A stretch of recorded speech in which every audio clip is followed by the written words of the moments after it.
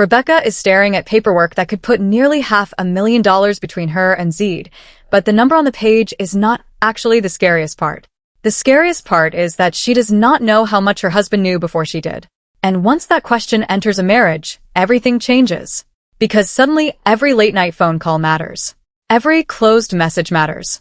Every time Zied said, "Don't worry, I'm handling it," starts sounding completely different. At first, Rebecca believes she is uncovering Zied's financial secret.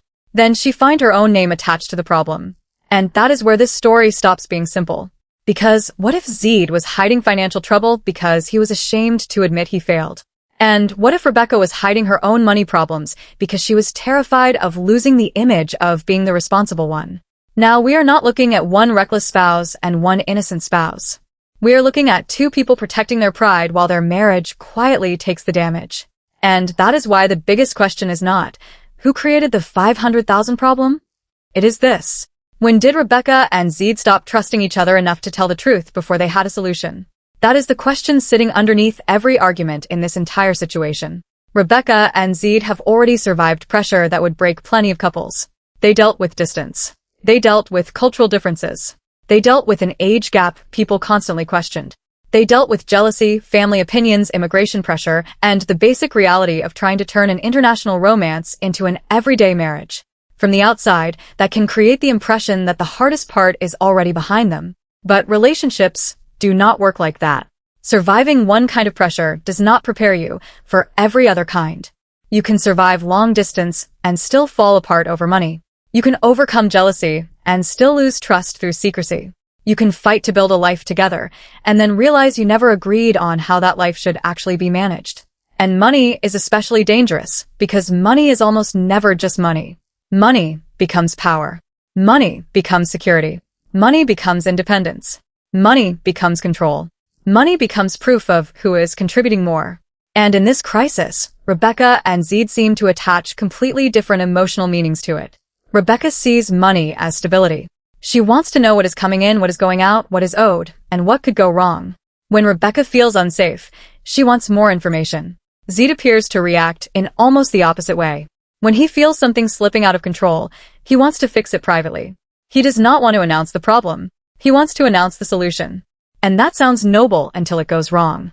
Because the moment you decide, "I will tell my spouse after I fix this," you have created a dangerous timeline. Maybe you plan to confess tomorrow. Then tomorrow comes, and nothing is fixed. So you wait another week. Then the problem gets worse.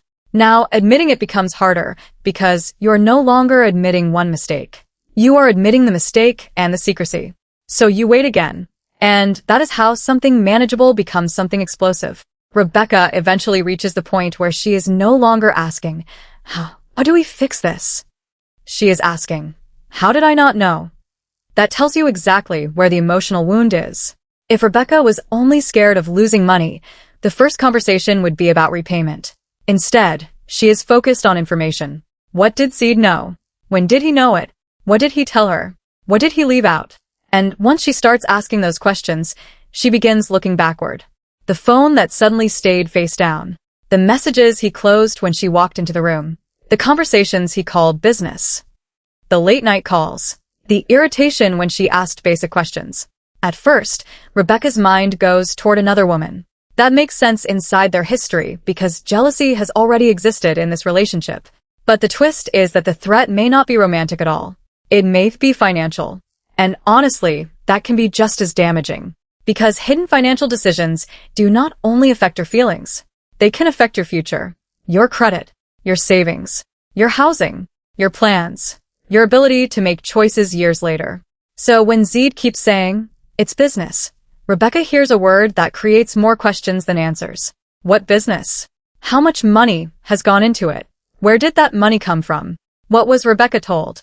And most importantly, why is a business that is supposedly going to improve their future already creating secrecy inside the marriage? This is where I think reducing Zied to the irresponsible one would be too easy. The more interesting motivation is pride. Zied has always been in a complicated emotional position inside this relationship. He is younger. He entered Rebecca's environment. Rebecca has more life experience. She understands the systems around them better.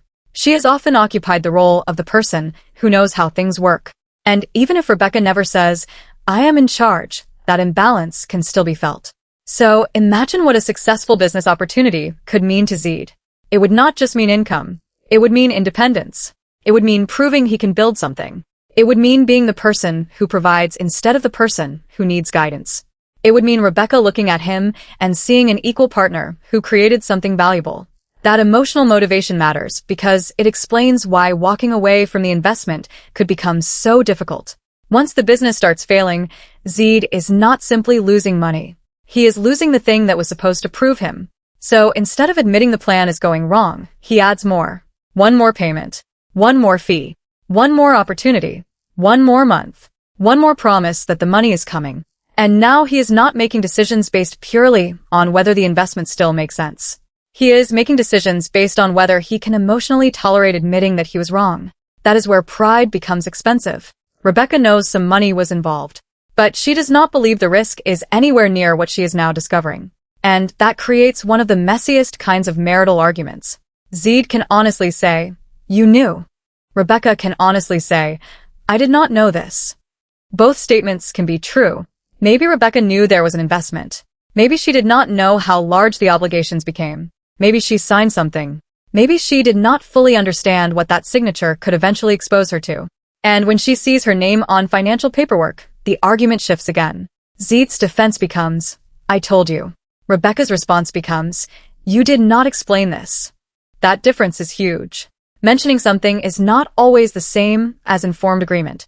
If Zied says, "I need your signature for the business," and Rebecca signs believing it is routine, he may believe she approved everything. Rebecca may believe she approved one limited step. Then months later, when the consequences look much bigger, both people remember the same conversation completely differently. Now they are fighting over memory, over intention, over responsibility, over what each person should have understood. And then Rebecca discovers the detail that destroys the easy version of the story. She has been hiding financial stress too. That changes everything. Because now Rebecca cannot simply stand there and say, "You kept financial problems from me." She has done her own version of it. Maybe she covered household expenses. Maybe she moved money between obligations. Maybe she borrowed while telling herself it was temporary. Maybe she thought she could solve her part before Zied ever needed to worry. And suddenly the pattern becomes obvious. Zied tells himself, "I'll tell Rebecca when I fix it." Rebecca tells herself, "I'll tell Zied when I fix it." Both think they are protecting the relationship. Both are actually protecting their image inside the relationship. That is the deeper problem. Zied does not want Rebecca to see him fail. Rebecca does not want Zied to see her lose control. They are both performing competence. Neither one wants to be the vulnerable person who says, "I messed up." And if you cannot say that inside a marriage, financial trouble is only one of the problems you're going to have. Now, that 500,000 figure obviously becomes the headline. But the important thing is understanding what it represents in this true setup. This is not simply Rebecca discovering a credit card bill for $500,000. The number represents potential exposure from several directions. Business financing, borrowed money, guarantees, interest, existing household obligations, possible penalties, money tied to an expansion that did not work. That actually makes the situation more complicated, because Rebecca cannot look at one account and understand the entire damage. She wants every document, every balance, every account, every obligation. She wants the worst-case number. Zied keeps insisting that some money may still come back. And that immediately creates another mystery. From who? That is where the mysterious business partner becomes important. Rebecca discovers that Zied has trusted someone with a major part of this business arrangement, yet she barely knows the person. That is going to feel like a second betrayal. Because from Rebecca's perspective, Zied gave someone outside the marriage more access to the financial reality than he gave his own wife. So she wants proof. Call him. Show me the money. Show me the documents. Show me what is supposedly coming back. Zied calls. No answer. He calls again. Still nothing. And now, every confident statement Zied made starts sounding weaker. This is where Rebecca's emotion changes. At first, she was angry. Now she becomes afraid. And fear is much harder for Rebecca to manage, because now she is imagining consequences. Could this affect their home, their savings, their credit, their plans? Could decisions made months ago follow them for years? That fear pushes Rebecca toward control. She wants to stop everything, freeze everything, Separate everything. Zied hears that and experiences it as disrespect. He does not want Rebecca treating him like a child who made a mess she now has to clean up. And suddenly the financial argument becomes a status argument. Zied says, in effect, "You supported me when you thought the business would succeed." That is not an unreasonable point. People are comfortable with risk when risk is winning. When the same risk starts losing, everybody suddenly wants to know who authorized it. Rebecca's answer is equally strong. Supporting your husband's dream is not the same as approving unlimited financial exposure. Encouragement is not a blank check. Then the old resentments come pouring out. Who sacrificed more? Who moved? Who paid? Who adjusted? Who had more control? Who was questioned more? Who constantly had to prove something? That is how you know the debt is only the trigger. The real argument has been sitting there for years. And then Zied says something Rebecca cannot easily dismiss. Maybe she never trusted him with their life. That lands because there is some emotional truth inside it. Rebecca may call her behavior responsibility. Zied may experience the exact same behavior as supervision. Rebecca wants to verify. Zied wants to be trusted.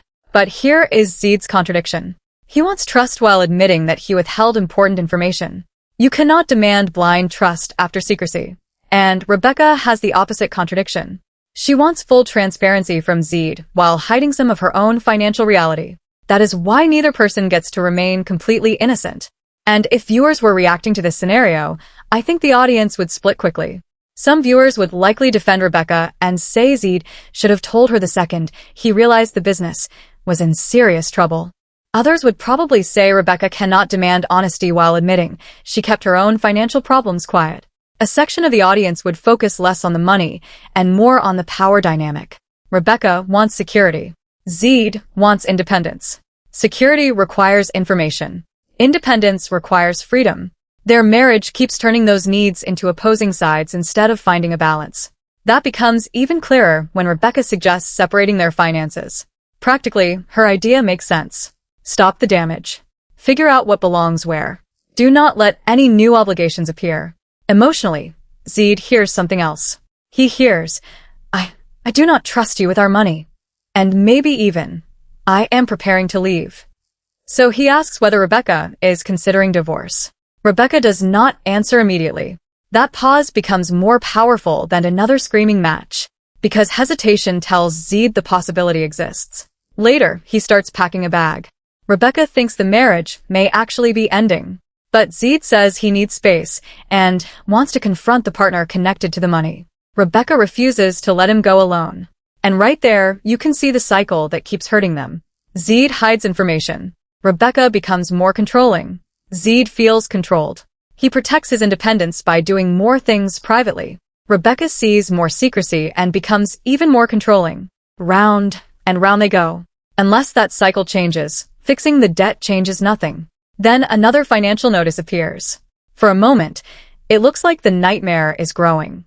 But there is an important clarification. The $500,000 could represent potential liability rather than money already lost. That sounds like relief until you realize what it actually means. Time now matters. If they do nothing, possible exposure can become real damage. So when Rebecca finally confronts the business partner, she does not want another motivational speech. She wants one answer. Where is the money? And she gets vague explanations. Some was spent. Some is tied up. Some may return. Some depends on another deal. That is exactly the kind of answer that makes trust collapse even faster. Then comes the detail that truly breaks Rebecca. Zied knew things were going wrong earlier. He had time to tell her. He did not. At that point, the investment itself is almost secondary. People make bad financial decisions. The betrayal is that Rebecca lost the chance to react when the problem was smaller. Zied says he was waiting for confirmation. He hoped he could fix it. He did not want to scare her. And, emotionally, that makes sense. People hide bad news all the time because they think fixing it first will protect the people they love. But the person being protected experiences it differently. Rebecca does not feel protected. She feels excluded. Zied finally admits what he was really afraid of. He thought Rebecca would say, "I told you so." That is the emotional center of his entire side of the story. Shame. He wanted one win that was his. He wanted Rebecca to see him as capable. He wanted to provide. And once that dream started failing, admitting it felt like admitting something about himself. That does not excuse what he did. but it explains why he kept digging. Then Rebecca has to face the uncomfortable truth that she was motivated by the same emotion. She wanted to remain the stable one, the experienced one, the person who had things under control. So she hid her own financial problems rather than admit she was struggling. Now they're staring at each other and realizing something ugly. They were both more afraid of disappointing each other than they were comfortable being honest with each other. That is much more dangerous than one bad investment, because the practical decisions are actually straightforward compared with the emotional ones. They can abandon the business. They can accept losses. They can restructure obligations. They can sell something. They can change their spending. Those choices will hurt, but they exist. The harder question is whether Zied can admit failure before it becomes a secret, and whether Rebecca can hear bad news without immediately turning herself into the person who controls everything. Rebecca wants to walk away from the failing venture. Zied hesitates. That hesitation tells her he is still emotionally attached to proving the business can work. She asks him whether saving his pride is worth risking their marriage. Eventually, Zied chooses to walk away, but he adds an important condition. He will not accept a marriage where Rebecca uses this mistake to control every future financial decision. And I actually think that matters. Accountability cannot become permanent punishment. If Rebecca spends the next 5 years saying, "Remember what happened last time?" every time Zied wants to make a decision, the marriage will become unbearable. Zied wants transparency, not supervision. Rebecca wants security, not secrecy. Those two goals can coexist, but only if both people change. So they create rules. No major loans without discussion. No secret financial obligations. No major investment without both people understanding the risk. No waiting until a problem is solved before admitting it exists. And then comes the final emotional twist. Rebecca realizes the dream behind Zied's bad decisions was not necessarily selfish. He wanted the business to help build something for them. Maybe a home. Maybe long-term security. Maybe simply proof that he could contribute something major to their future. That does not make the decision right. It actually makes the tragedy sharper. Zied became so focused on building their future that he started risking the future they already had. And that is the lesson sitting underneath everything. Good intentions do not erase bad decisions. Love does not replace communication. And marriage does not automatically create trust just because two people chose each other. Trust has to survive the moments when one person has something ugly to admit. If this situation continued, I would not predict an immediate breakup. I think the first stage might actually bring Rebecca and Zied closer. A crisis gives couples a common enemy. Right now, the enemy is the debt, the failed business, the pressure. The real test comes later, when there is no emergency left to unite them. What happens the next time Zied wants to invest? Does Rebecca immediately panic? What happens the next time Rebecca moves money without discussing it? Does Zied call her a hypocrite? What happens when one phone notification appears and the other person does not know what it is? That is when we find out whether the relationship changed or whether they only survived one crisis. Because Zied's real problem is not a failed business. It is that shame pushes him towards secrecy. Rebecca's real problem is not simply fear of debt. It is that fear pushes her toward control. If those patterns survive, they will eventually find another issue to attach themselves to. Family, work, travel, money again. The subject does not matter. The pattern does. And that is why the 500,000 is almost a distraction. The headline is debt. The real story is trust.